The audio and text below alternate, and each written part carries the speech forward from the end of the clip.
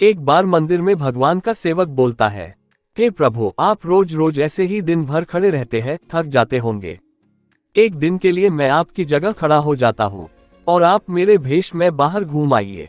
भगवान मान जाते हैं और सेवक से बोलते हैं कि जो भी प्रार्थना करने आए, बस तुम उसकी प्रार्थना सुनना, पर बोलना कुछ नहीं, मैंने सबके लिए प्लानिंग कर रखी है। और भगवान चले जाते हैं। सबसे पहले एक व्यापारी आता है और कहता है कि हे भगवान, मैंने एक कारखाना लगाया, उसे खूब सफल बनाना। वो माथा टेकता है तो उसका पर्स गिर जाता है। वो बिना पर्स लिए ही चला गया। सेवक बेचारा बेचैन हो जाता है, सोच रहा था उसे बताए, लेकिन भगवान को दिए वचन को याद करके चुपचाप खड़ा रहता है। फिर एक भूखा आदमी आता है और कहता है कि हे भगवान, खाने के लिए कुछ नहीं है।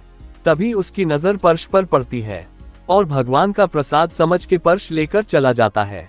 और फिर एक नाव वाला आता है और भगवान से विनती करता है कि मैं एक लंबी समुद्र की यात्रा पर जा रहा हूँ, मेरी यात्रा सफल करना। और फिर तभी वहां वो व्यापारी पुलिस के साथ आता है और नाविक को दोषी समझ के पकड़ने लगता है।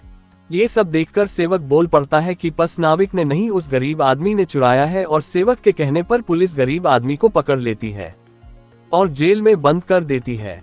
जब रात को भगवान आते हैं तो सेवक सारी कहानी सुनाता है। इस पर भगवान कहते हैं कि तुमने कोई काम नहीं बनाया है, बल्कि सबके काम बिगड़ दिए। भगवान बोले कि वो व्यापारी गलत काम से व्यापार कर रहा था।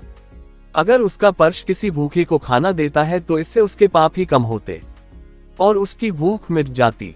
और वो नाविक जिस यात्रा पर जा रहा है, वह तूफान आने वाला है, अगर वो जेल में होता तो उसकी जान बच जाती। सच में तुमने बहुत बड़ी गड़बड़ कर दी। कभी कभी जिसे हम दुख समझते हैं, असल में वो हमारे भले के लिए ही होता है। सेवक को गलती का एहसास होता है और उसके मन में एक नई विचारधारा बनती है कि जो होता है अच्छे के लिए होता है।